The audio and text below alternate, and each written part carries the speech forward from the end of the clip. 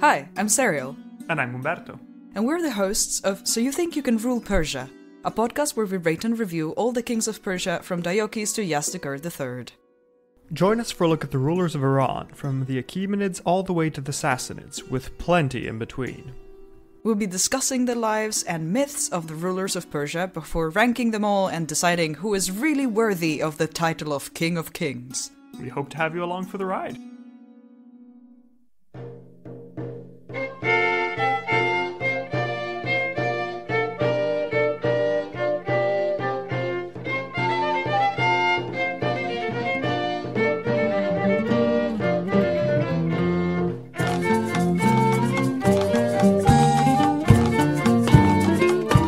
Hello, I'm Lucy. And I'm Michelle. Welcome to Tudoriferous, the biographical podcast that examines lives in the Tudor era. And today, part 2 of Bishop John Morton. Mm-hmm. Doesn't he become Archbishop? Archbishop at this point, I think, isn't he? I don't know, I've just read through part 2, so I'm not quite sure what point we got to. Let's just go. I Bishop think so. is in the word both. He becomes Archbishop. I'm not giving anything too much away there. Nope. Well, to clear up something we touched on in part 1, and this is one of the few occasions where we've said, I must look that up, and I've actually gone and done it. Holy cow. Because I was scrolling through all our Google documents, and I noticed we've got one called Things That We Have Mentioned That We Will Look Up. With the idea that we might do an episode on things All that of we've them. mentioned that we'd look up, but we never do. But there we have this time. What happened to the body of Prince Edward, Henry VI's son? Yes. Or not? And I did some very in-depth research. Wikipedia? Where I learnt that, I mean, Wikipedia's fine. People knock Wikipedia, but it really is a godsend quite often. As long as it has the actual article links saying where they got the information so you can go and check up. Because I have found some has just made up stuff. Yeah, but there's certain things, sometimes if you're doing something, you think, oh, hang on, was that before or after the Battle of Fornovo or something? And you, Yeah. I mean, they're not going to get that timelines wrong.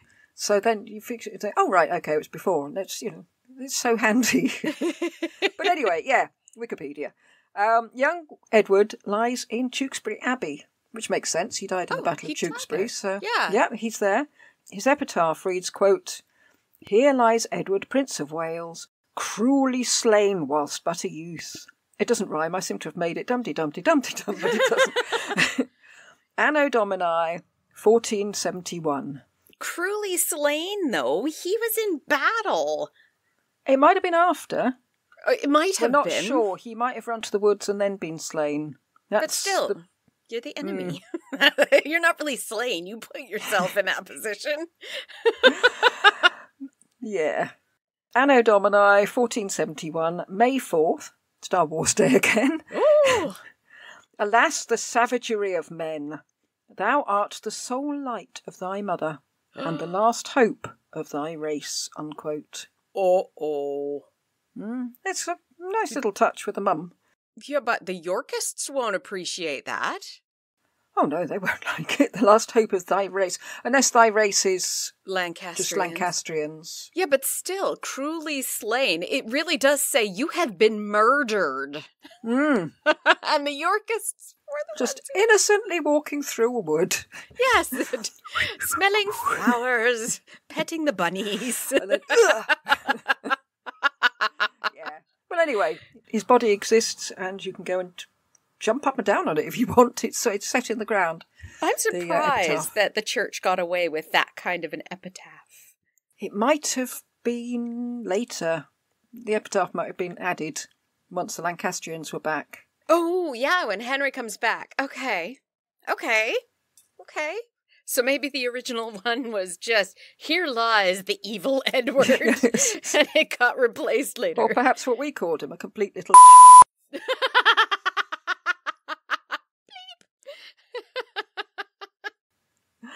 which indeed he was. Another thing I noticed today, I think you might have got it wrong about Margaret Burgundy. Oh. Because I think she could well have been the Diabolical Duchess, since I checked the site today and the number of downloads was 666. No! That's it. Pure evil she was. Yeah, that's a sign. It's a sign.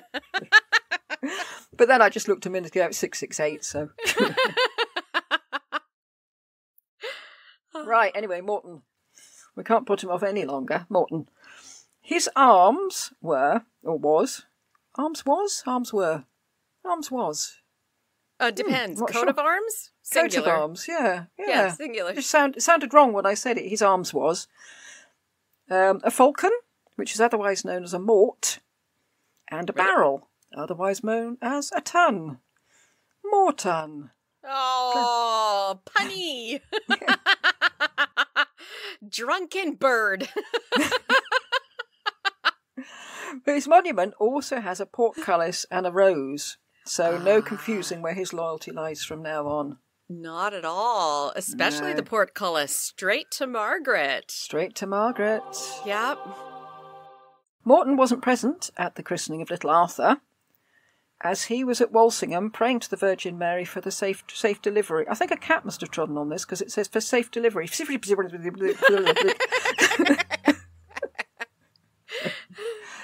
So we each had our job, and his was to go to Walsingham and pray. I know he wasn't Archbishop because it says here he becomes Archbishop now. In March 1486, he was made Archbishop of Canterbury, and you can't do any better than that. No. Well, except for Pope. And Yeah. Cardinal. We'll just keep well. We'll list them all. Burchard. I won't. I'm probably not giving too much away to say he doesn't make it to Pope. But anyway, Oh, does he become a cardinal? he does become a cardinal. Yeah. Oh. Yeah. Hmm. I'm sure that if you were to ask the present Archbishop of Canterbury, Justin Welby, he would tell you that being Archbishop of Canterbury is a full-time job. Is But Morton, as with many of them, was Lord Chancellor too. And the Lord Chancellor, I was surprised to read, nominally outranks the Prime Minister. Oh. So Alex Chalk, of whom I'd never heard before, actually outranks Rishi Sunak.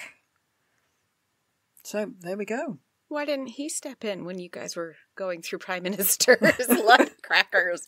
Ah, here's one. I came across him, I thought, who the hell's Alex Chalk? I have never heard of him. Anyway, if you're listening, hello, Alex. Having someone like Morton, someone who had already worked closely with Edward IV, must have been a godsend to a complete novice like Henry VII. Yes, I've never ruled before. What do I do? Yes. Please help. Help! He knew the flaws in the way that Edward had governed England. Are you saying flaws or floors? It sounded like you said floors. Okay, that one's cobblestone and this one's wood. Sorry, I'm whimsical today. It's been a stressful I'm trying to think morning. if I do pronounce it as floors. No, I pronounce it exactly the same way. F-L-A-W-S. Flaws. All right, okay. I think in English we say floors for both. Anyway, he knew Edward's in the way that the way that Edward governed England, and that was being overgenerous in his I was gonna patronage. say, and saying, okay, everybody can be forgiven. Yes. And another one was a tolerance of retaining, which really didn't help them. Retaining. Keeping liveried. Well, Oh, a yes. private army, in effect. Yes. A group of liveried thugs, mainly. Yes. Here is my gang. Yes. Delegation of too much independent authority to regional lords. was Oh, are we another one. talking about like the Mercher Lords or all of them? I think all of them, really. Okay. Well, yeah, they were kind of a law unto themselves in their area. Yes. Mm-hmm. And I think the War of the Roses sort of allowed that, didn't it? As sort of a bit more of a free-for-all. There was no court to send things to. No, things could be hidden behind the war. ignoring the dangerous rivalries within the royal family. But yes, that came up and bit him. And as you say, being too damn forgiving. Yes. And so Morton told Henry to govern, whatever Edward did, do the opposite. Do the opposite. And Henry must have taken this to heart. He was anything but the overgenerous patron. And this is why the Royal Library stops growing. And he clamped down on retaining, in a big way. Yeah, that did not make him popular, though. No. He tried to make government more centralised and to take power from the regions. Mm-hmm. And to put power all in that little box under his bed. He was very fortunate he didn't have to worry about rivalry within the family since there was only him and Mum. Yeah. That did make a hell of a difference, I should think. Yes. Was he too forgiving? He forgave John de la Pole, Lincoln, but he certainly didn't forgive William Stanley, so I don't know if that Francis Lovell. He tried to forgive Francis Lovell, but yes. Francis Lovell threw it back in his face. Said you can keep the pardon. And there are a few others that he forgave right after the battle that they continued, but they were loyal afterwards. Yes, I'm wondering if it changed because William Stanley was about 10 years in. Yes. And he'd already had a couple of rebellions on his hands. Yeah. With Perkin Warbeck and Lambert and some other guy. Wilford. What was his? I can't remember his first name. But yeah, came and went. Ralph Wilford, yes. I remembered his name. Came and went, poor lad. Before Henry, the kings had moved people about from post to post, like a cabinet reshuffle today. And just as someone's getting settled down as Minister of Transport, suddenly they're Minister of Health. And you think, how are you meant to learn these things so quickly? Yes. And that was the same with courtiers. But Henry appointed people to their role and he kept them there. Morton was Lord Chancellor until his death in 1500. And this brought more stability. Yeah, it's more stable, but wouldn't that also allow more corruption? And that was the original reason they kept moving them around? Yes, it was Edward and his previous lot didn't want them to become too powerful in their own right. Yeah. But I think Henry surrounded himself with men he knew he could trust. Yes. Ones who'd been with him in Brittany. Yes. Or had sort of followed him through thick and thin back in England or in Flanders, or his mum, yeah. Mm. So, different people, different approach was able to be taken. Mm. Yeah. Morton was over 60 by the time he started working in Henry's court, which was already a pretty good age for that time. Yeah. I'm going to keep you for life. It'll be a year. Nope. Nope, I'm not going anywhere. We heard that Bray could say what he liked to Henry, and according to Polydore Virgil, the same could be said for Morton.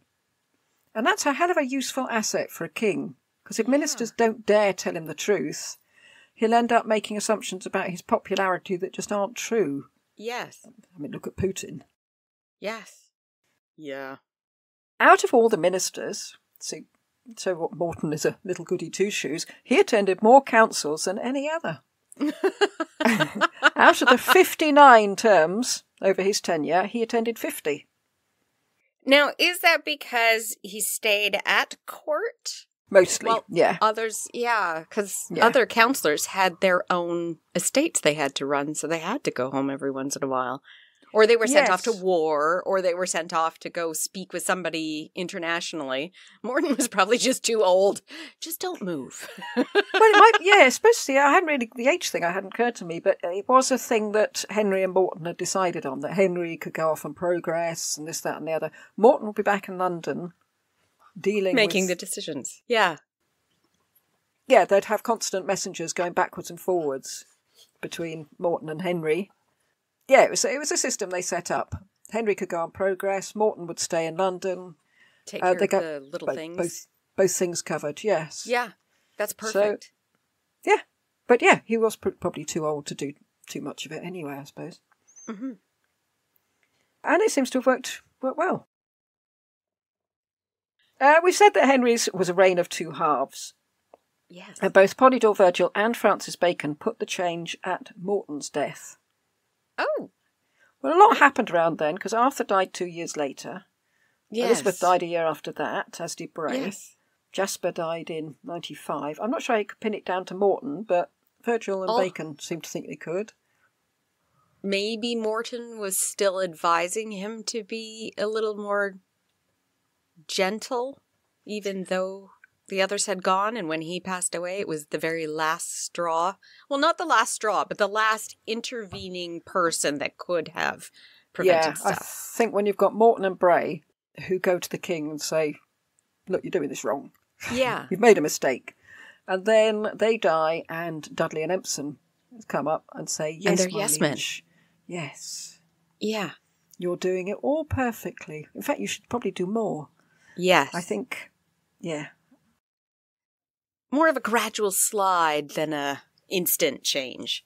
Yes. Mm-hmm. But I think for all the sound that Morton sounds quite aggressive and fairly unpleasant, I thought. Yes, he does. Perhaps that's what you need. Cry. Well, here again, we can see another incident of Morton in action. In 1487, a group of London merchants broke the embargo on trade with Burgundy. Mm-hmm. Morton called these merchants to his presence, and some of them didn't bother to turn up, because they obviously didn't take it as seriously as he did. And it was made worse because the merchants said, well, it's okay, we got permission from Maximilian. Morton, quote, greatly marvelled of the disposition of the king's merchants, unquote, and he was amazed that they, quote, presume without licence from the king, our sovereign lord, to go or send to any of the lands or countries under the abeyance of the king of the Romans, against the pleasure of the said sovereign lord, unquote. And he called them, quote, very supporters and maintainers of the king's enemies, unquote. Oh, you don't want to be called that. No, they thought they were being slapped on the wrist for a little bit of trading under the covers. And, no, this is treason. Yes. And you imagine their faces as it suddenly dawns on them. Oh, God. We're going to die. Yeah, I don't know what happened to them. I couldn't find that out, whether they did die or whether he said, right, let that be a lesson to you. But I did get the impression if Morton tells you off, you know you've been told off. That's how the colour drains out of your face, and you just sort of sit down. Yes, or lie down. Very quickly. Pass out. Yes. Thomas More, our lovely Thomas More, who lived at Morton's house when he was a teenager, had him as a character in Utopia. So we can grasp very little of his character, and very little of his character is coming through. Apart from the odd shouty moment, I'm feeling very little about him as a person, unfortunately. Yeah. But More said that he had a very sharp mind and a prodigious memory, not broken with age. I thought you were going to say a very sharp tongue. Yes. People with prodigious memories make for very scary adversaries, don't they? Yes. Because you're always arguing at disadvantage. They'll suddenly bring out something you said in 1977 or something. You'll be like, what? No, I never said that. Yes, you did. On this date at this time. We were here. So I think Morton's a bit like that. He'll suddenly come out with facts that he plucked out of his prodigious memory. And you think, no, thank you. Oh, God, I did say that. Oh, God. On the subject of More, I read in the Ricardian that Morton poisoned Thomas's mind against Richard III. I'm not sure about the word poisoned. But I should imagine that they must have discussed the subject now and again, and Morton would have made his opinions quite clear to More. Yeah. Anyway. In 1487, the whole John de la Pole-Lambert Simnel plot kicked off, and on top of that, there was fear that the Scots were planning to invade. The Great Council, with Morton, convened to decide what to do about it, obviously with Morton, because he only missed 9 over his entire career. They concluded that the best way to cut off support for Simnel was to pardon the traitors, including Francis Lovell, whom we've heard refused it. Come back into the fold, all will be forgiven. Henry Percy was sent to secure the borders with Scotland, and Morton was put in charge of the judicial aspect of the proceedings. he sent Richard Edgecombe, he of the hat in the river trick, down to the West Country to nab Henry Bodrigan. He didn't manage it because Henry Bodrigan obviously jumped off a cliff. Yes. And that was all part of Morton's job. Another decision by Morton's council was to deprive Elizabeth Woodville of her estates and to hand them over to her daughter, Elizabeth of York. It was Morton's choice? It was the council, but yeah, Morton was very high up in the council. Yeah. And it said that she had, quote, incurred the hatred and displeasure of many men by her folly and inconsistency, unquote. Oh, I wonder what she did. Well, it was supposed to be because she submitted to Richard III against certain promises that she had made. But, I mean, this is crazy. Henry had had 2 years to do this. Mm-hmm. He seemed to get on quite well with his mother-in-law. Mm-hmm. She was the godmother to Prince Arthur. Margaret Beaufort wasn't. So why wait until now if that's the reason? But it's also been suggested that she'd sided with Lambert Simnel, but I think that just seems crazy. Against her own daughter. Yeah, and her grandchildren. So that is one of the great mysteries of life. Yeah, she wasn't being treated badly. Why would she go against? No. Morton was also put in charge of raising funds to get troops. He gathered a posse of clergy about him, presumably to tell them to go back to their diocese and start screwing money out of their parishioners. But Morton said, and I think this is quite a Morton thing to do, he does that Columbo, just one more thing. Oh, yes. Oh, before I go. Yes. Yeah, he said, well, while I've got you here, I want to have a little chat with you about another matter. And then he laid into them, as only Morton could do, about the lax morals of the clergy. And he told them to eat communally, wear modest gowns, and cut your hair. You do not need to be fashionable. Yes. So, yeah, there was sort of... I think he liked to have people standing in his office trembling before him. Oh, dear. And luring them into one possibility, and then suddenly, snap, we're talking about something completely different. And you're thinking, oh, God, what do I do? It reminds me of those managers that you work for that are like, come in, close the door. Why? I don't want the door closed. Yes, I want to be able to get out. Yes. I was not naughty. Morton was there when William Simmons was brought to court, and he was the priest who was said to have groomed Simnel for the role of Edward Plantagenet, or Prince Edward, or whoever. Whoever. Simmons confessed everything. Well, yes, he might well. And then Morton told the sheriffs to take him to the Tower. And it was also Morton who was given the task of returning little Edward Plantagenet. I was going to say the real one, but perhaps it'd be safer to say the one in the Tower. Not 100% sure. Back to the Tower after he'd been paraded round London. And given what we've heard of Morton's character, I do hope he was nice to the boy. Oh, no, that boy was terrified. Please not Morton. Can I have the shaggy-haired Bray one instead, please? Yes. Or Bishop Fox. Bishop Fox is nice to people. Or better yet, find me Leonardo da Vinci. Yes. The only one we've actually found nice. What was it said about Ercole d'Este that we discovered in Lucretia Borgia? It was said he's the only... something like the only not unpleasant one. Yeah. I think something like that. Yes. Then John de la Pole fled for Margaret of Burgundy's court. Henry and Morton, Morton's actually finally moved out of London now, went to Bury St Edmunds on the east, on the east of the country to supervise the naval defences and the repair of coastal beacons, since de la Pole was seen as a much greater threat than Lambert Simnel, because he was. Yeah. Henry was also showing that he and his ministers were a united front, because East Anglia was de la Pole country, so they were expecting trouble. But it was also De Vere country, so that expected trouble never actually arose.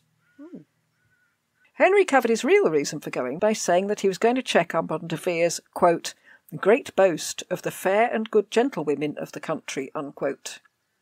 So I'm not going there because I'm afraid of John de la Pole. I'm just going there to ogle the women of East Anglia. Oh, dear. Well Yeah. done. Well done. You turned yourself from somebody afraid to just a lecher. Good job. Yes. Just, Yeah. Ugh. Ugh. And that's not how I see Henry normally. I mean, he No. seems to be the one decent character. I mean, the men we met in the Lucretia Borgia's episode. Oh, goodness. How many times can you perform with a prostitute? And I don't think we met one man in the entire 4 episodes, was it? 3 episodes, who hadn't got syphilis. Yes. So, if you want to listen to episodes about disgusting men with syphilis, join our Patreon. Listen to the Lucretia Borgia episodes. No, we need your friend to do sort of a sinister one saying, "Do you dare?" It's Huderiferous Patreon. You'll never come out alive. Oh, man. Morton and the king then moved to Coventry, which is central, and so they could be ready for attack from Flanders or from Ireland. Oh, great. And it shows how seriously they were taking it, since Morton was with Henry. He wasn't at home keeping up his meeting attendance record. There, Morton, as well as the bishops of Winchester, Ely, Lincoln, Worcester and Exeter is Richard Fox at this time, declared the papal bull, quote, "By the authority of the same bulls, cursed with book, bell and candle, all those who did anything contrary to their right, and approving their titles good," unquote. Book, bell, and candle. I know you snuff out the candles during excommunication, but what's the book and the bell? Is there a ledger of people who have been excommunicated? I don't know. Is the book the Bible? Maybe. Do they close it and say you are no longer allowed to see it? Because snuffing out a candle, you turn it upside down and you snuff it out. You actually snuff it out on the floor. And ring the bell, I suppose. I don't know. Ooh. Cameo episode. We'll look it up. Yeah. Well, Henry was stressing that rebellion against the king was a rebellion against God. You know, do you want to risk it? Do you want to burn forever in hell? Probably not, so just toe the line. Yeah. When they heard that De la Pole, Lovell and Martin Schwartz and his merry men,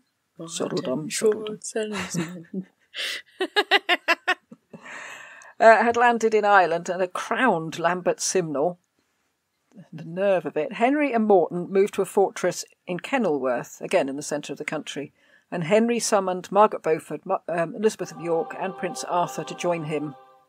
And I'd have thought he'd want them there so they couldn't be captured and used as hostages. Yeah, I should think. Yeah. Not sure about little Henry and all the other little Tudors. Oh, we don't care about them. Then Christopher Erswick, who I was thinking he seems to be our version of Totalis Rankium's Roger, I think. If you need a messenger, call for Christopher Erswick. Yes. Anyway, he brought the news that Simnel, de la Pole and the rest of them had landed on the English mainland. Henry marched to Coventry with his troops, and Morton went too.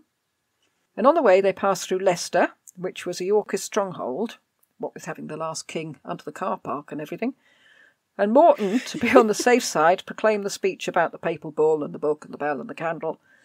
Quote, "And in especial avoiding common women and vagabonds, for there were imprisoned great number of both, wherefore there was more rest in the king's house and the better rule," unquote.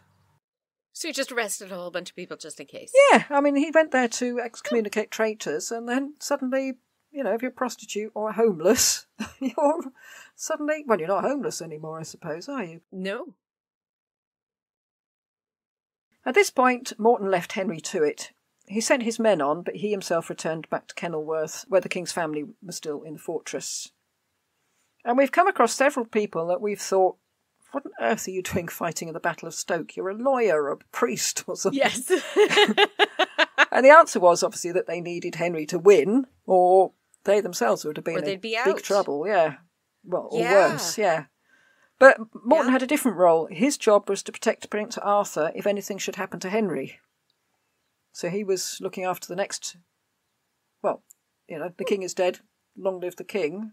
He was checking that Arthur would be in a position to long live. Yes.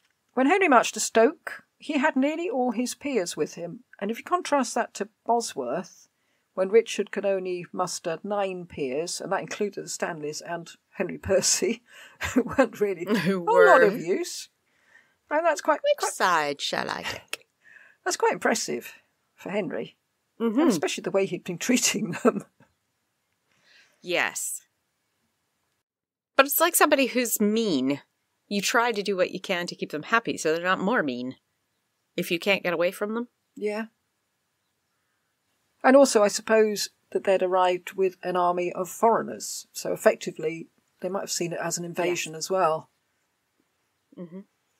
Following the victory of Stokefield, and for people who are just using this as their very first episode of our podcast, Henry won Stokefield, Henry and Morton needed to make sure that the North was loyal, so they went to York and Durham, and while they were there, Richard Fox and Richard Edgecombe were sent to Scotland pretty much to thank James III, since he hadn't taken the opportunity to raid England. Wow. Thank you for not invading us while we were being invaded. Yes. You're welcome. Morton and Henry then separated, and Morton went down south to Mortlake, Margaret Beaufort's manor. Not sure why. Perhaps just a social call. Or perhaps he took her there, since she'd been in Kenilworth. He might have been accompanying her back home. He was her escort. Yeah. On the 23rd of September 1487, Morton presided over the coronation of Elizabeth of York. And Morton sat next to Elizabeth at the coronation feast with Margaret Beaufort on the other side. So perhaps he's justified in claiming to be closest to the king. Yeah. With all the others. With every other person. I'm closest to the king. I'm his best friend. Yes. I'm his special friend. I see him saying that more sinister. Yes. We've got Edward saying, he's my special friend, but Morton's like, he's my special friend. Okay. Okay.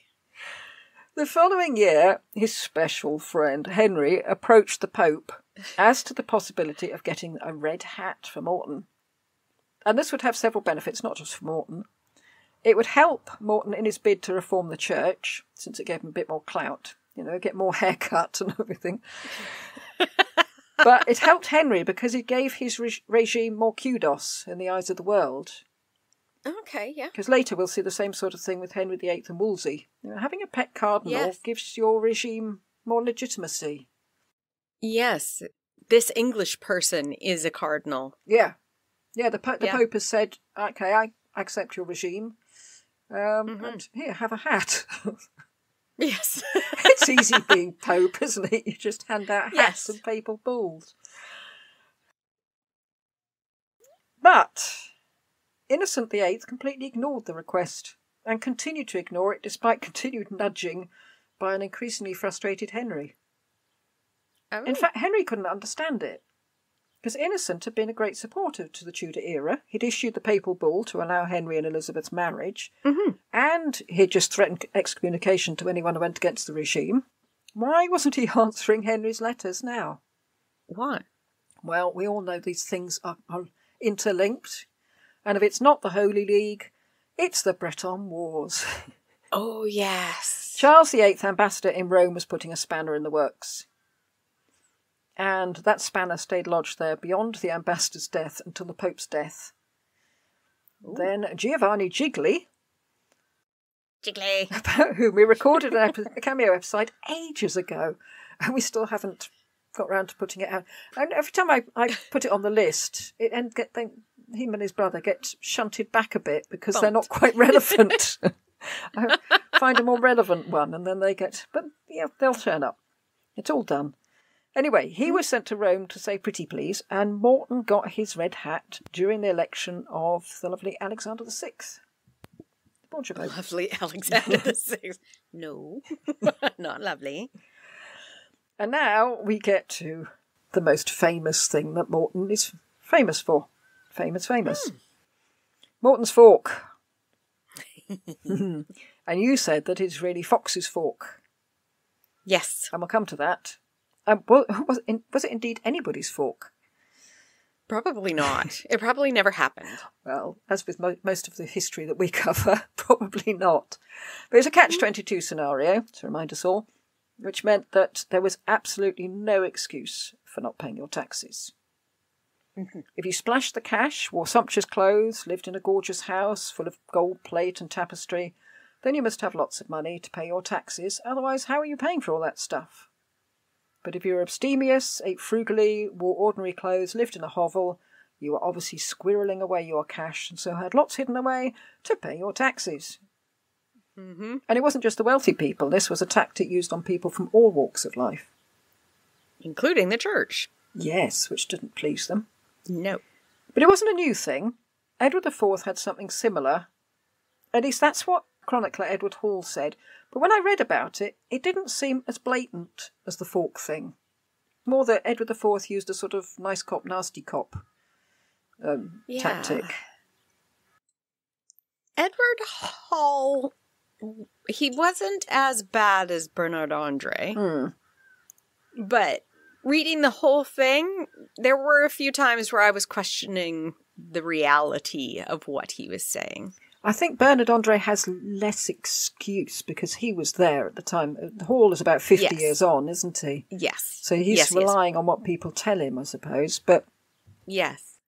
But yes, we've come across quite a few quotes from Edward Hall that you think, I don't think so. It turns out that Francis Bacon was the only one to attribute the policy to Morton. Erasmus said it was Fox. Mm-hmm. Which is why I went with Fox. Well, Erasmus was there. Well, some people say that Morton was more likely because he'd already been part of Edward IV's financial campaign, so he might want to do something similar, but more so. So he would just be using the same thing. Okay. And he'd be more likely to be the person that Henry would turn to for financial advice, more than Fox, I would think. The Cornish rebels blamed Morton, but we'll probably never know for sure. However, having written all that, I then read Some Notes on Cardinal Morton by Giles Short, in which he said that this fork thing never happened at all. It was a passing story in Francis Bacon. It was a spoon. Quote, if they met with any that were sparing, they should tell them that they must needs have, because they laid up. And if they were spenders, they must needs have, because it was seen in their port and manner of living, unquote. And Short says there were no contemporary sources for Morton's fork. Now, Bacon lived in the 17th century. And it's also possible that he made it up. They do, these people. Yeah. So, is it like John Damien and his jump from the battlements of Stirling Castle, the one thing that Morton's famous for might never have happened? Never occurred. Anyway, it possibly makes the argument of Fox or Morton redundant, because it might be a non-existent fork. I wonder if somebody will, in the future, use us as a reference and we can make something up. Nobody will look at it. Well, it'd be nice to think that in years to come, that people will be writing theses on Sir Ralph Foolingham. That was awesome. Although £49,000 was raised by these methods, if indeed these methods were used, yes, it was very soon repaid. Henry had a reputation for being greedy, but he also was very quick to repay his loans, which is more than could be said for Edward IV. What loans? I don't know what you're talking about. Dowries? What dowry? No, you have this instead. It's good enough. Yes, can I make you a bishop? Would that be okay? Yeah. 1496 was a busy year for Henry. Not only did Perkin rock up on the coast of Scotland, causing panic in Henry's court, but not really because they weren't bothered, but also Henry finally joined the Holy League. And this earned him a papal cap and sword, which was brought to London with great ceremony, and Morton held high mass. And he then gave a speech for over an hour, explaining why the cap and sword had been sent, which must have pleased everyone, I should think. And he took this opportunity to deliver a hagiography of Henry, celebrating the first 10 years of his reign. You know, isn't he wonderful? Aren't you all lucky? May I stamp up the money to pay for the Scottish campaign? Pass the hat. Everybody, put something in. And show willing, Morton contributed money to support 150 men for 2 years, although he probably hoped it wouldn't carry on for 2 years. He put a penny in the hat. Obviously, people weren't happy about contributing money for the Scottish campaign, but at least, apart from the Cornish, they felt that it had something to do with them. Unfortunately for Pope Alexander, he chose this time to request funds to support his troops in Italy. And Morton replied to him quite tactfully, I thought, quote, "Having been compelled to impose heavy taxes for the war in Scotland and against certain rebels, the Cardinal is of the opinion that the publication of the indult at this present moment would not be so profitable for the Holy See as if it were carried into effect at the commencement of next Lent, when the people would have more money and more prone to acts of devotion," unquote. And I should think Morton probably hoped that the Italian emergency would be over by then. Yes. Oh, now we don't have to give anything. Let's just kick the can down the road, shall we? Yes. Meanwhile, across the Channel, Perkin had been collecting supporters in the form of Maximilian, Philip the Fair and Margaret of Burgundy, and they financed Perkin's abortive invasion at Deal in Kent. And Henry had been on his way to Ludlow, where Prince Arthur had his court, but hearing the news, he was all for turning back. But Morton messaged him to say, it probably sounds a bit but modern, doesn't it? He messaged him. Morton texted him to say, "Don't worry, there's a damp squib. We've arrested all the ones that were lured onto the beach at Deal with talk of free beer. Beer. It's all under control." So Henry carried on.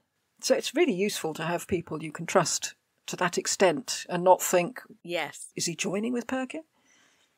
Yeah. Because if Perkin planned to throw the country into turmoil, he'd have been very disappointed to see the sort of lacklustre response he got from his invasion from the monarch. "Oh, I'll come back. Oh, okay. I'll carry on then, shall I?" Yeah. Yeah, you go on. Morton issued commissions for the trying of foreigners, arranged for a fleet of 1,500 men, and arranged for special envoys to talk to Scottish ambassadors to try and talk James IV out of helping Perkin. I hadn't realised, actually, that James had helped him financially with the invasion. Oh. Or if I had realised, I'd forgotten. It was a while ago. Morton arranged oie intermine commissions to try the prisoners, who, quote, "confessed themselves worthy to die," unquote. Well. What? I don't want to die. Thank you. I'm not worthy. Yes. Yes. No, not me. I'm unworthy. No. Yeah. It was Morton who proclaimed the Intercursus Magnus, which was not only a trade agreement. Did he actually call it an Intercursus Magnus? Because that would make it more interesting. Intercursus Magnus. Yeah, that's the good one. Not the Malus. The Magnus. Yes. Oh, right. I keep focusing on the curse part, yes. making it negative. That is not what that is. No, this is the big one, not the bad one. Yes. Oh, I don't know if they had an ugly one. Intercursus. No, I can't be bothered to look it up. What ugly is in Latin? Yeah, come on, you're doing Latin. I did Latin, I've already forgotten I haven't come across ugly. We don't describe people as ugly, so I guess we don't think it's needed in my vocabulary.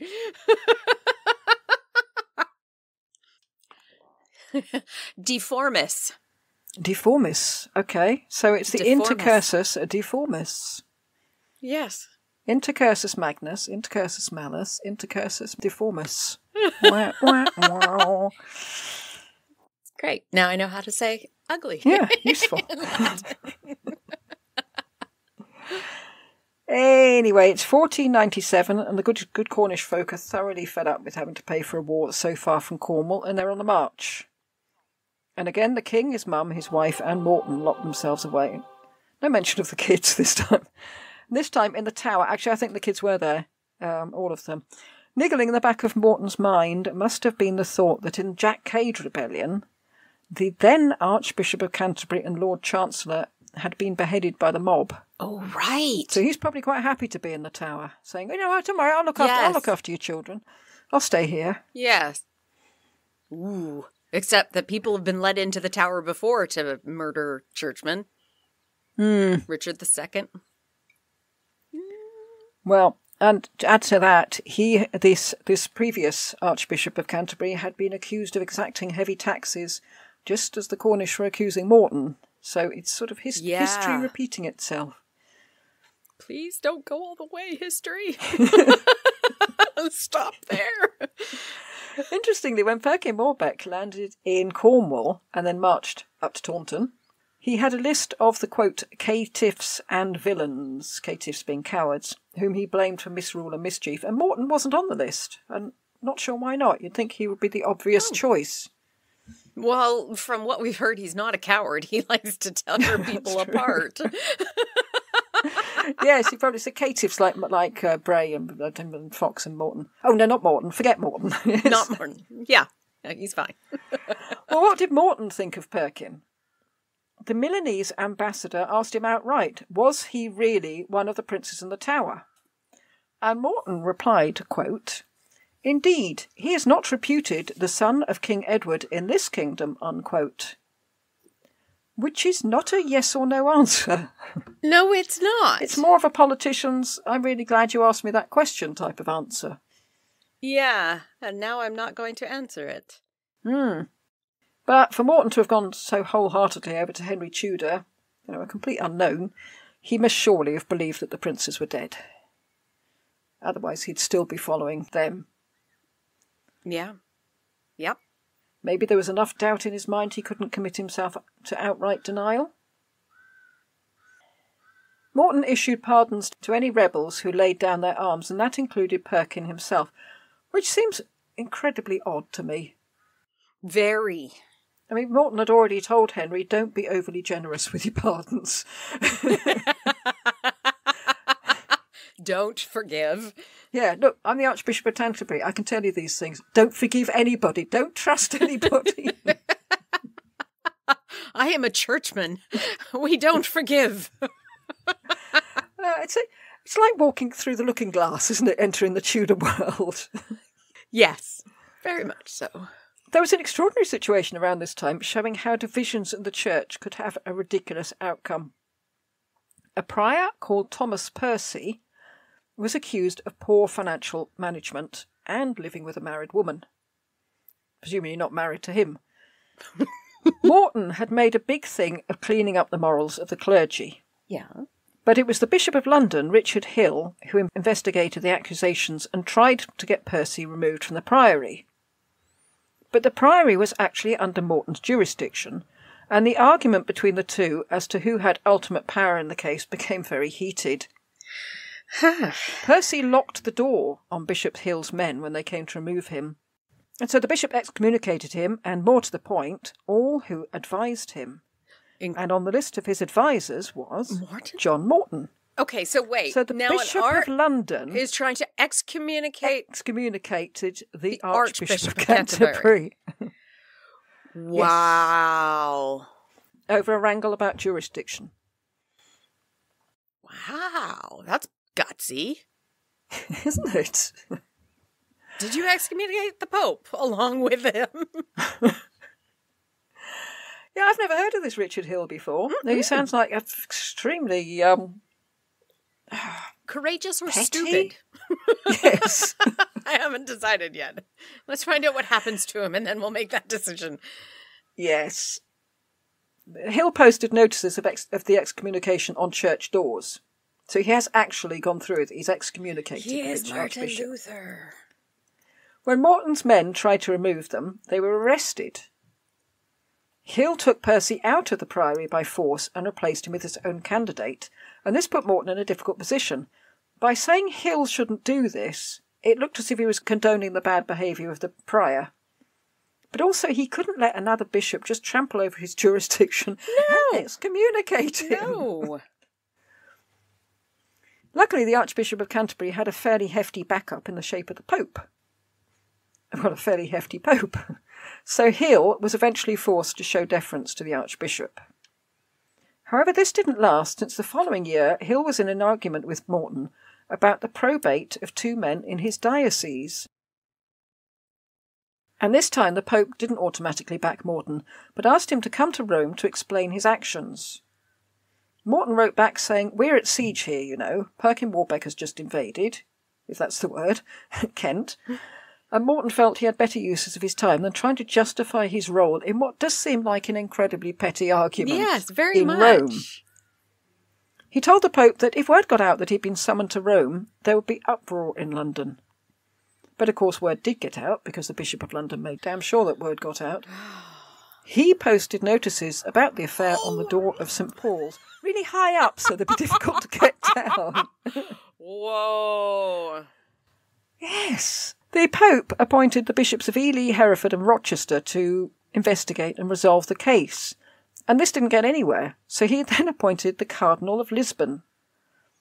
However, Alexander seems to have already made up his mind, since he said that if Hill didn't turn up to the investigation, Lisbon was to, quote, refer to the Pope and other cardinals in secret consistory, so that the Pope may impose condign punishment on Bishop Richard and his guilty servants, unquote. Oh. The case dragged on and was only resolved by the death of Richard Hill in 1496. Oh, I thought you were going to say the death of Alexander. Then it just sort of got swept under the carpet. Yeah. But although the issues at stake were still there, and in fact there were several affronts to Morgan's authority over the year, which he was forced to fight. But, I mean, that takes some chutzpah, doesn't it? To excommunicate the Archbishop of Canterbury. Yes. Morton continued his reform of the church, and this included a campaign to investigate the manifest sins going on in Southwark, which must have eaten into the income of the Bishop of Winchester. Yes. Since he claimed the rates from the manifest sins of the borough of Southwark. Wait. The Bishop of London, isn't the Bishop of London the one that has the prostitutes? No, it's Winchester. Oh, Winchester, right. Yeah. But there were two bishops at the moment. Peter Courtney had died, and Thomas Langton hadn't taken over yet, so there was no one to complain. Oh, okay. So perhaps that was the time to do it. A further dispute was with the monks of Winchester about tithes that had been appropriated by the Archbishop. And this dragged on from 1493 to 99, when Pope Alexander said, "Look, enough's enough." But the case cost far more than Morton had been getting in tithes, showing that, as far as he was concerned, it was the principle of the thing. Ah.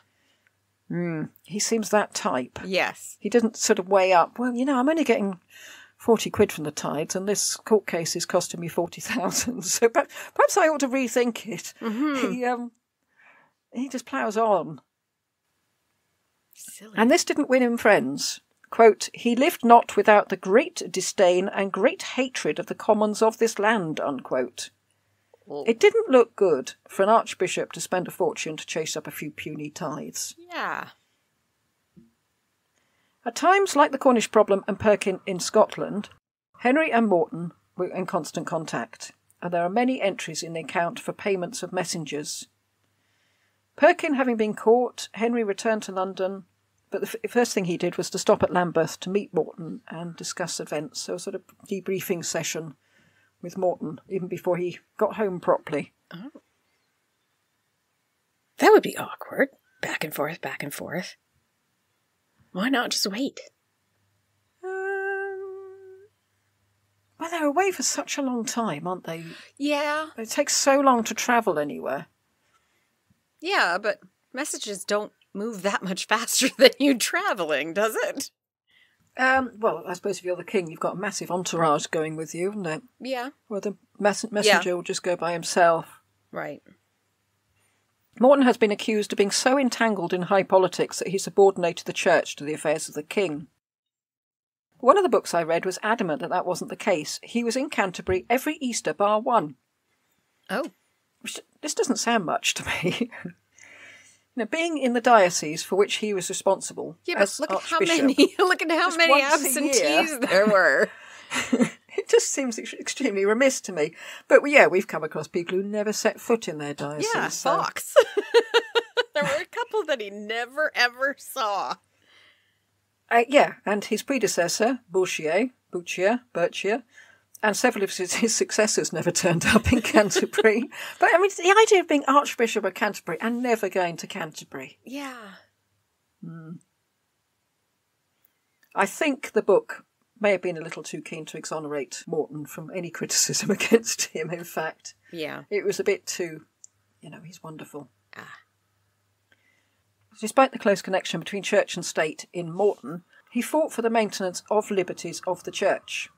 It shows how successful he was at it during his tenure, since after his death, this quickly took a nosedive. Well, doesn't he all he have to do is not put the privy seal on any of it? Probably.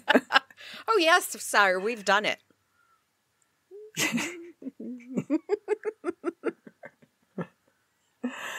Well, this might have been this famous change in Henry's rule. When it all gets dark as he gets older. I'm not sure. But the loss of liberties had a huge implication later on when Henry VIII was planning his little rearrangement of the church. Oh, right. Because they hadn't got so much to fight back with. Yes. In June 1500, Morton made his final will. By September, Henry heard that Morton was not in a good way. They'd been together through thick and thin, right through Henry's reign, and before, although not in person. But Morton had helped Henry in many ways from exile in Flanders. They had travelled extensively together, had spent Christmases together, had been locked in fortresses on at least 2 occasions while rebels tried to bring down the regime. They'd been in constant contact, and they must have been very close. When Henry heard that Morton was ill, he wrote to him, and forgive me if I have a lump in my throat here, it's really quite moving. He said, "I hear you're ill. You best send me the Great Seal, then." Oh, wow! Ouch! Morton died the following day. Ouch! Holy cow, he's been in your service for how long, and that's what you say? We might be being a bit unfair to him, because he usually returned to London in the autumn for parliamentary business, but in 1500 he stayed on in Woodstock, so he might have been mourning his friend. He might be one of these people who just don't know what to say in these circumstances. Panicked and just said, "Okay, give me the seal." Oh my goodness. But also plague was in London, so he might have been staying in Woodstock for plague. Who knows? Yes, but you could have said something. "I'm sorry to hear you're ill. Please send me the seal." Something like that. Something a little... Yeah, sometimes I send texts and I think, "Oh God, I've just remembered something terrible happened to them." And then I send another one saying, I'm sorry to hear about your dad," or whatever. Yeah. And you think, that sounds like such an afterthought. Because it was. Ow. Not thank you for all of your hard work over the years and dedication and loyalty. Yes, you're a star, Morton. No. He died of, I've not come across this before, quartane ague, which is an ague that reoccurs every 4th day. What? This was apparently so.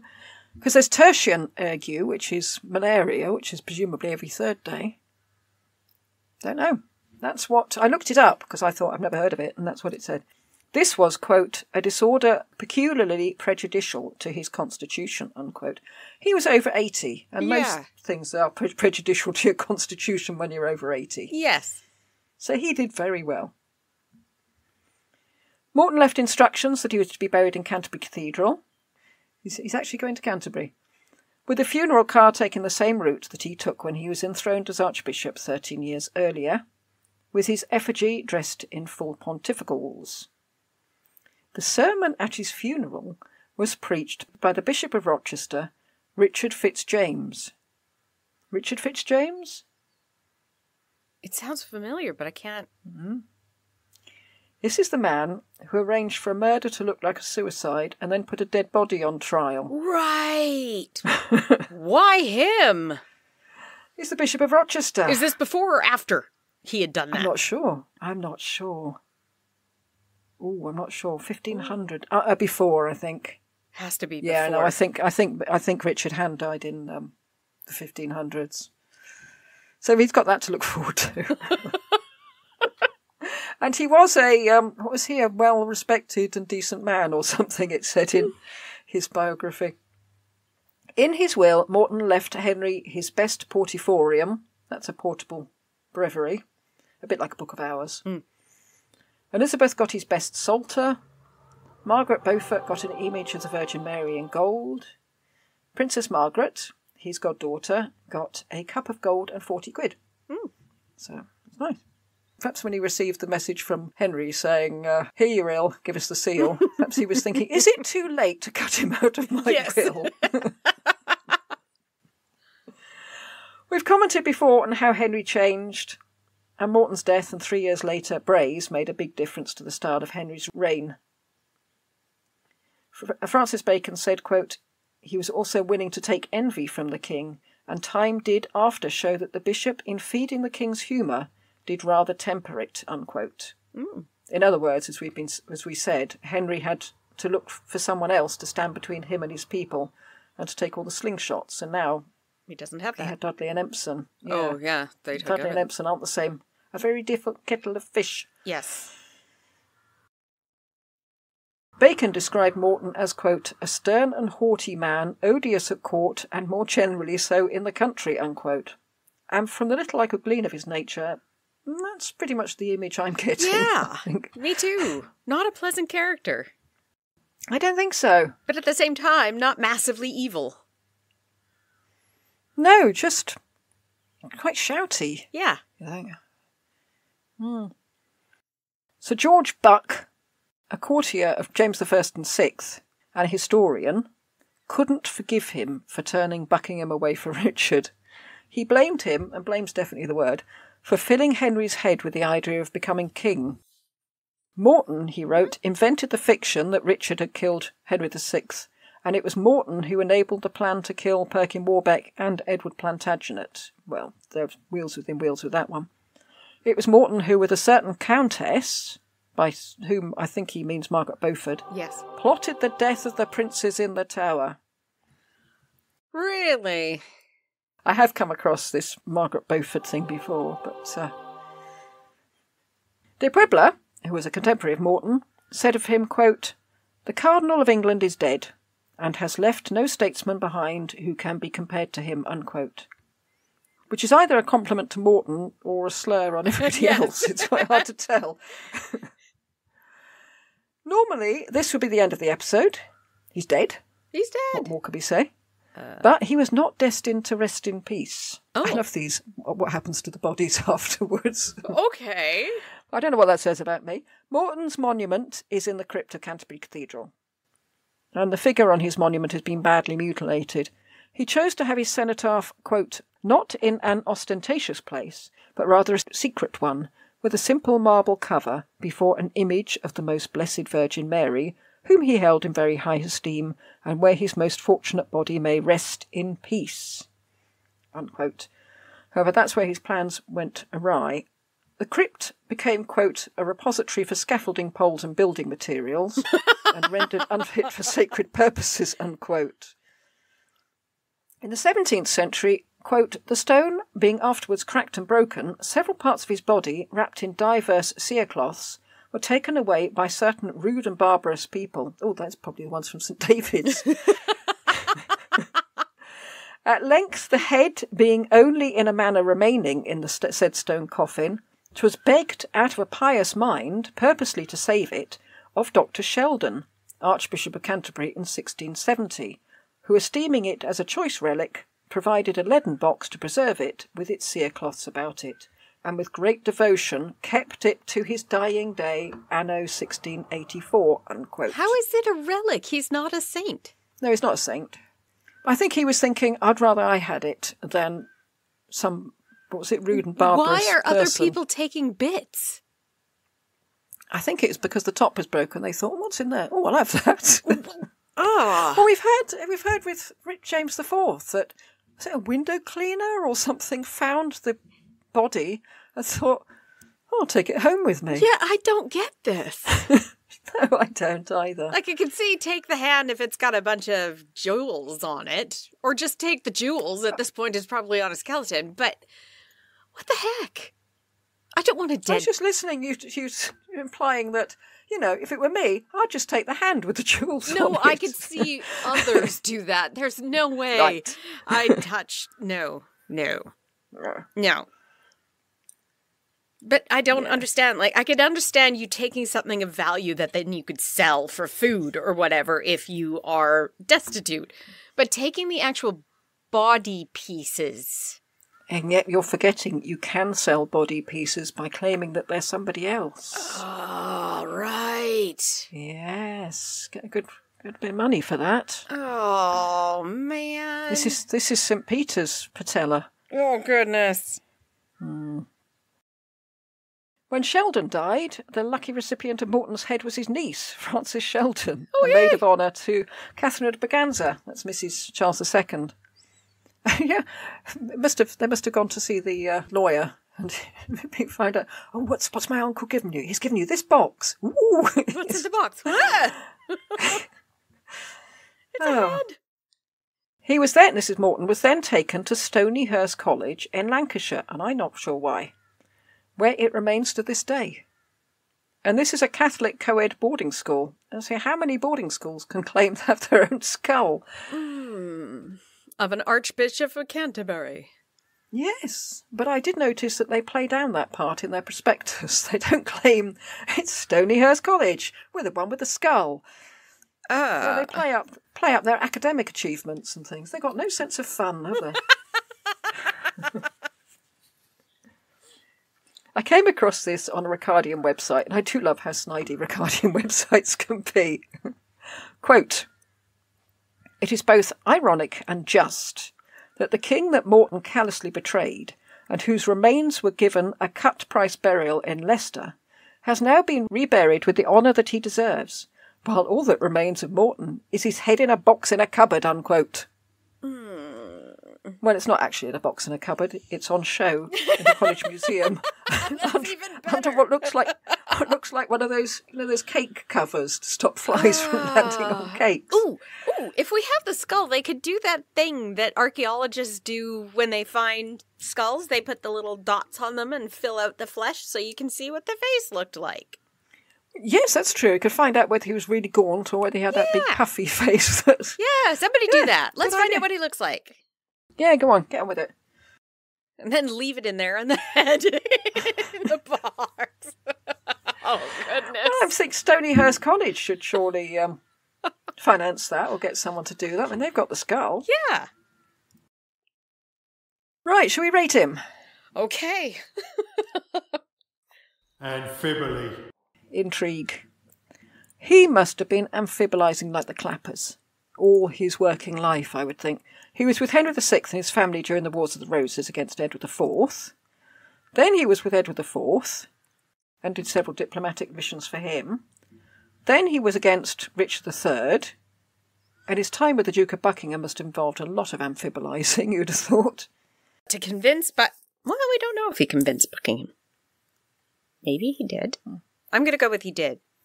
When he turned him from Richard, passing messages to Margaret Beaufort and getting Thomas Nandyke to put a spell on Richard. That's always so helpful. Then passing messages on to Henry in Flanders, and he employed spies. That's a fair amount of intrigue. Yeah. And he survived all the way through. He died at the age of 80-something. Yeah. Despite being hated by virtually everybody, according to virtually everybody. It's higher than a 5 because he definitely intrigued. And he managed to get out of prison, essentially, by turning Buckingham. And he did it again, we think, by turning James Blunt, the jailer in Calais. Yeah. 10. 9. 9. 9. Yeah. Yeah. Yes. Yeah, I think so. I mean, there always seems to be another side that he's got to intrigue against. Yes. Yeah, 9. So that's 18 for Amphibly. Antiperistasis. Rise and fall. He becomes the Archbishop of Canterbury. That's high. That's high. He was from a general gentry sort of family in Dorset. Yeah, Archbishop of Canterbury, right-hand man to 4 kings. Yes. I mean, that's pretty big. He doesn't become the king himself. No. But then, how many of the people we've looked at so far do? Yeah, I'm going to give I'm going to give an 8 because I do know that there's another person who starts lower and ends up a cardinal coming soon. Yes. So 8. He started gentry and ended up a cardinal, but... Yeah. Actually a 7 yeah, then. no, I'm going to give him a 7. I'm going with a 7 because he did start off higher too. So you're sticking with an 8? I think so. 15 for antiperistasis. Martyrdom. 0. No, he accepted exile and attainder because first he didn't want to side with Edward IV. True. While Henry VI and his son were still alive. And then he accepted it all over again because he didn't want to side with Richard III. His loyalty was whoever he saw as the legitimate king despite the consequences. So I think that could be seen as martyrdom. But we don't know if an attainder against a church personage removes their income from the church because they're supposed to be outside of the church or outside of the regular government. Well, I suppose he wasn't in a position to collect any of his ecclesiastical money because he was in Flanders a lot of the time. Yeah. Going back to college. No, I think he did a few things he didn't need to do. He could have just buckled under and said, okay, fair enough, it's Richard III or it's Edward VII, Edward IV, and he said, no, I don't think you are the legitimate king, and I'm going to shout until you stop. I'm going to go with a 6, I think. He wasn't burnt at the stake, but he was quite brave. And he came back to England after he had that bounty on his head. Okay, today I'm beginning to think of a 7, actually, because, I mean, it's... I'll go with a 6. Okay, I'll go with a 7. He did a lot of things he didn't... You know, he could have just sat back and let it happen. Mm-hmm. And I would have probably sat back and let it happen, so I have great admiration for those who don't. That's a 12 for martyrdom. 18. He left his head. He left his head. Well, actually, he left loads. I mean, there's nothing huge, but there's lots of smaller stuff. Okay. Quite interesting stuff. In his will, Morton bequeathed vestments, including 80 copes, 3 of which still survive, which is quite good going. He also left us Morton's Missal, which is a liturgical text said to be, quote, the finest book printed in the 15th century in England, unquote, and it contains the first music printed in this country. Oh, that is big. He was also a great builder. He repaired the ecclesiastical buildings he inherited on becoming Bishop of Ely and Canterbury, and he also built extensively. Unfortunately, he has a rather bad track record for these things staying up, not because he was a bad builder or anything. Several were knocked down and were rebuilt later. Hatfield House was rebuilt by Robert Cecil, so only the west wing of Morton's building survives. And he put up the windows in Lambeth Palace representing the whole story from creation to the Day of Judgment, but they got smashed in 1643 by iconoclasts. Oh, of course. Stop getting rid of beautiful things. And the good thing about being Archbishop was that he was able to grant 40 days indulgence to anyone who gave money to rebuild Rochester Bridge. I mean, it's not even an ecclesiastical building. How do you square that? I have no idea. And that lasted until the 19th century when the Royal Engineers blew it up. They were practising demolition, and they blew that up. Unbelievable. He was also responsible not for the original building of the Bell Harry Tower that soars above Canterbury Cathedral. That started in the 1430s. But work really progressed during Morton's time, because it was originally going to be a lantern tower, like the one in Peterborough Cathedral. But then when they were part way up, it was decided to really go for it and add an extra 50 foot, which was quite a foolhardy thing to do. But it worked. It's still there. No one's knocked it down yet. So, I mean, he wasn't the engineer, he wasn't the mason, but... He paid for it. He paid for it. He also rebuilt St Mary's University Church in Oxford, very fine church in the High Street, and you can go up the tower and look all across the dreaming spires. Nice. The most important thing that Morton built, especially if you live in East Anglia, was Morton's Leam. The fens in the east of the country are very flat. Very flat. I mean, it's flat here, but you can see hills. But if you go to East Anglia, it's just flat, flat, flat as far as you can see. Okay. And they had a serious flood in 1438. And sand was blocking the estuaries, and the banks of the rivers were in bad repair. And Morton did something about it. he built an extensive system of drainage with a dam and a reservoir. It's built by prisoners of war in 1480. And I'm not sure which war and who were these prisoners. Are we still left over from the 100 Years' War? War of the Roses? Would they be French? I don't know.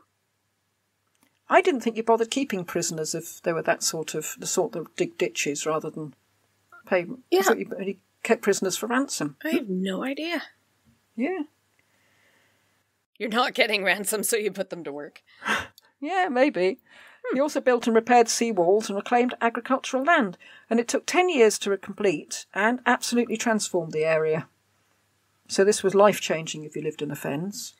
Is he famous now, though? Do people now know of him? If you've heard of Morton's Fork, which may or may not have occurred. I don't know. I suppose if you live in East Anglia, Morton's Leam might be famous. Yeah. I hadn't heard of it, but then I live right the other side of the country, so... He was a patron of the arts, including Henry Medwall, and I think we mentioned him in our very first episode. He was England's first playwright to write in the vernacular. Mm-hmm. And Morton promoted his play Full Guns and Lucres, which might well have been played at Christmas 1497 at Lambeth in front of the Spanish ambassadors. Oh. It's not a biblical tale, which makes a change for that time. Yeah. It's a story of a noble and a commoner who compete for the hand of a beautiful heiress. And can you guess who wins? The noble. The commoner. Really? Through his hard work, and not the arrogant noble. Oh. And I'd have thought this would be popular with Henry, with his policy of promoting New men. merit above blood, yes. Yeah. And it also reflected Morton's humanist interests. Mm-hmm. So, not anything massive, but a few little things. And you live in East Anglia, you have him to thank for the fact you're not up to your knees in water all the time.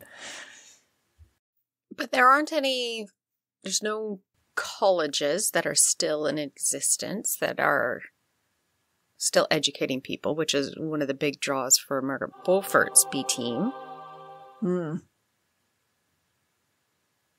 He's not famous. He's not, no. I mean, I think perhaps he should get more points for rebuilding. It says he rebuilt the church in Oxford. Yeah, not build. Bray designed the tower in Taunton. But then one's Oxford and one's just Taunton. So perhaps they weigh each other out. Yeah, I don't think it's huge. I think I'll go for 3. Yeah, I was thinking of 4. Okay. Yeah. That's a 7 for a B team. Flaunt a bleeding flaunt. What does he look like? I sent You you some sent pictures. me I sent you 3 very different pictures. And this one, he was wearing his cardinal's hat. Stained glass. Stained glass. This is the one you'll see on any website about Morton. Okay. But I couldn't find out where it was from. I figured it was probably Ely or Canterbury cathedrals, but I scrolled through loads of pictures from both cathedrals and I couldn't find it. He's wearing red, which indicates cardinal, not... Yeah, that must have been his cardinalship, yeah. Yeah. Unless... could it be in the church in Oxford? That didn't occur to me. The 2 books I have specifically about Morton, well, one has no pictures, and the other has this picture with a caption, stained glass window purporting to depict Cardinal John Morton. Thought, thanks for that. But it's a very fine picture. Mm-hmm. Very fine bit of stained glass. Amazing detail for stained glass. Yeah. They did a great job on his face. That's better than a lot of the paintings we've seen. But they're making him look very solemn and wistful and things. He's not shouting in that one, is he? No. Is that a feather pen? So the images of him... just the bust, basically, but I think that it might have been bigger because it looks like that's his hand holding a feather. It could be, or it could be the neckline of his surplice or whatever he's wearing. I'm not sure. Gosh, it's so beautifully done. It is lovely, isn't it? Yeah. I'll look up the church in Oxford and see if it was there. Well, it's very symbolic, but I'd like to know what the feather is. I'd really like to know what the feather is. If it's a feather or if it's part of his cardinal. Right, on to the next one, which is very different. Oh my goodness, what is this thing? Oh, is this that face at the top? Where all the joins are? Yes, it's the boss in the ceiling of Beer Regis Church in That Dorset. is not attractive. No, well, for English listeners, British listeners, I would just say he looks like Captain Pugwash, but that probably doesn't mean anything to anybody outside Britain. No, he is very, very round-faced, as if he's eaten way too much for decades. Or he's got the sort of archetypal look of mumps. Yes. When pictures of mumps were being, for someone with mumps, they always had big face and a handkerchief tied at the top of their heads. Yeah. He's got that look about His him. left eye looks like it's about to pop out, even though they're closed. They are two different sizes. Very much so. Yeah, I wonder if the person carving it thought, do I make the one on the left, do I make it bigger? And then thinking, but if I do that, what if I make it too big? Then I'll have to... Yeah, it's like he's bloated and his eyes are infected. It's not attractive at all. Although they did a good job on the hair for his sort of mustache. Well, it's a goatee, but why doesn't he have any hair under his nose? It's like this weird V on either side of his nose to his chin, and there's nothing above the upper lip. Yeah, I do distrust people who sort of topiarize their face. I mean, they've got to grow a beard. Grow a beard. Don't shave little bits out and leave little bits. And weird little bits. Mm. Like, basically, look at him, take off the sides, and take out Hitler's mustache, and you've got what's left. Yes. Yeah, that's not attractive. Don't like that. I don't think that's representative of him at all. Friar Tuck, I could see looking kind of like that. He's also bald. And, I hope it was done after his death, because if I were him, and they said proudly, look, and we put you up there, look, and you look up and you think, that's me? But it's definitely him, because it says it is the donor, and the donor was Morton, so... Well, I'm sorry. Other bosses show the Tudor rose and Morton's coat of arms of the bird and the barrel. So, sorry, Morton. That's a really awful picture. Yes, it Right, is. third one. This is the only picture I could find of Morton's skull. Of his head. Oh. And it's advertising the Shakespeare season at Stonyhurst College. Why is it purple? Perhaps he's made out of the same sandstone as St David's Cathedral. Now, yes, here is a bishop made out of purple sandstone. I was wondering, did Morton get a new lease of life playing Yorick on the stage of Stonyhurst College? He's a man of infinite jest. Oh, dear. I mean, there's not much you can say about this. I mean, apart from being purple, it looks like most people's skulls. Yep. Except that his lives under a glass dome. Yes. No upper teeth. Bottom teeth on the sides. Mind you, that boss of him does look as if he has no teeth, doesn't it? Yes, it does. Perhaps that's why his face is sort of imploded. Gurning. So 3 extremely different pictures of him. I really, really, really like the stained glass one. I'm going to give it a 7 because it really doesn't have any of that symbology that we were looking for, but it's beautifully done. It is. Absolutely beautifully done. And the boss? I'm Bay ignoring Regis? Is that ought to be also beautifully done? No. It looks like a child drawing of somebody. You draw a circle. You two completely different size eyes. Yes. I think they were thinking, well, it's on the ceiling, no one's going to look that closely, but they didn't understand about photography, did they? No. Yeah, I'll agree. 7 for the first one. No, 7 for all of them, because I like the fact that the first one's very good and the other two are so very different. Yes. So, 7. Okay. So... that is a 7 for Flaunt-a-Flaunt. Jeez. And a total of 63. That's pretty good. Mm-hmm. Not bad at all. No. So, the question. Are they too delicious or what? Doesn't bode well. It's hard to say. I didn't get a feel for him. No, not at all. No. Apart from shouting at people, we know nothing about his personality at all. He did a ton. He survived a lot. I feel there should be a really fascinating story in this. But in fact, all I could get was he did this, he did that, he did this, he did that. Yeah. And it's nothing... a laundry list rather than something that grabs you. Yeah. Which isn't his fault. No. It's the fault of history. What survived, but...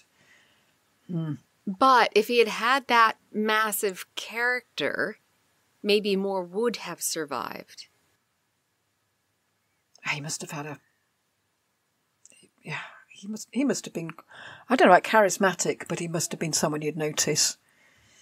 But whether you'd notice him in a good way... He was hated by everybody, apparently. And I don't know whether that's people who knew him or people who didn't, or both. But I'm inclined to say... yeah, no. Yeah, and I feel bad because he's quite phenomenal. Yes. He's incredibly brave, incredibly talented. Yeah. But we just don't know him. And to be too delicious is also, he's got to be interesting, and without knowing him. It's hard to do that. Yeah. Yeah, I'm a no. Yeah, and Bray got it. Did Bray get it? Bray I got don't it, didn't know. he? Did Bray? Oh, there he is. Bray did not get it. Ah, good. Well, I'd have felt bad if Fox had got it and Bray had got it and we hadn't given it to Morton. Fox did get it, but we had a lot more about him and his personality. Yeah. I think we felt the same about Bray, that... Yeah, did a not ton, much but came we out. don't know him. We don't know enough about him, and we don't... You're not sitting here wanting to know more and more and more. It's just... Some would be nice. Yeah, I think when I said that they just come across as men in suits. Yeah. They do. Yeah. And apologies to anyone who wears a suit. I'm not that interested in men in suits. It's the nameless men in suits. You see them, but you have no idea what they do, where they go, anything about them. So sorry, Morton. Yeah. You did so much, and yet we're really not very interested in you. That's awful. Yeah. Ooh, I get another one. You get another one. Okay. Give me someone with a bit of character. Well, not with character. Character we know of. Is this it? There's getting so few of these left. Okay, what do we got? What do we got?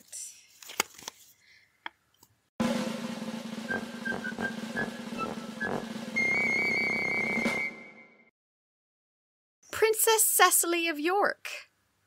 Elizabeth of York's sister. Right, okay, because when I saw we had that, I assumed it was Mum, but it's not. No. She was never a princess. Oh, this will be interesting, because I know Henry was very mad at her, and she had to hide with Margaret Beaufort. That's all I know about her. It'll be interesting to get into the royal family as well, because we haven't really done much about them for... No. Well, I suppose there's Margaret, but then she was shipped off to Scotland quite quickly. Yes. Okay. So Cecily of York it is. Yeah. Oh, and now you can't say that I got all the women. I thought after I did say that, I suddenly thought, what am I talking about? I've just done Margaret. Yes.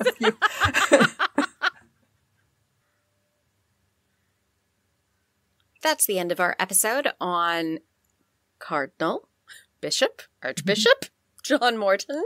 We hope you've enjoyed it and will join us for the next episode on Henry's astrology. Thank you for listening. You can find details of the podcast and contact us on... To the river, WordPress.com. Email to the river,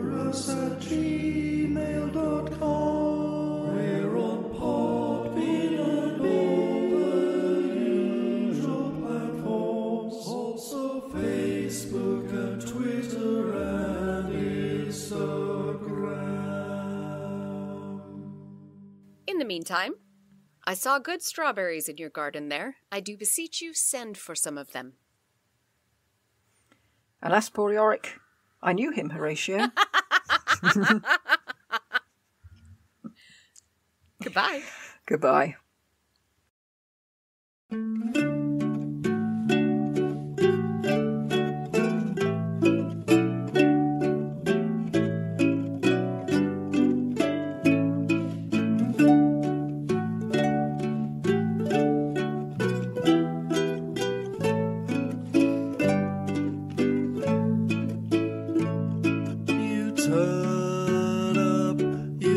To the nines, you drink the best wines and eat aubergines. Do you think I can't read between the lines? Just look at your waistline.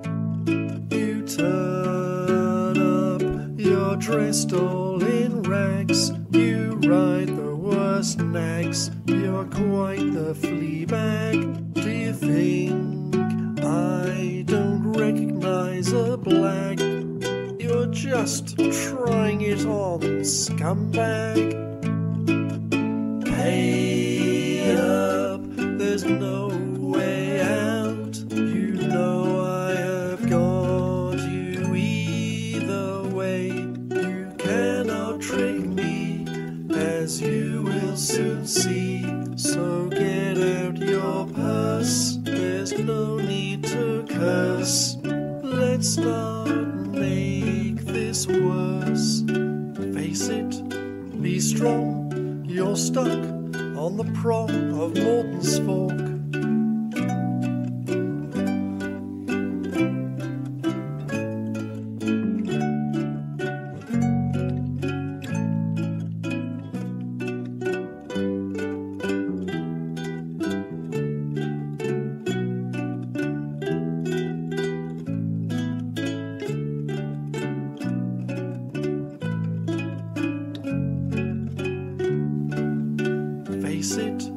Be strong, you're stuck on the prong of Morton's fork.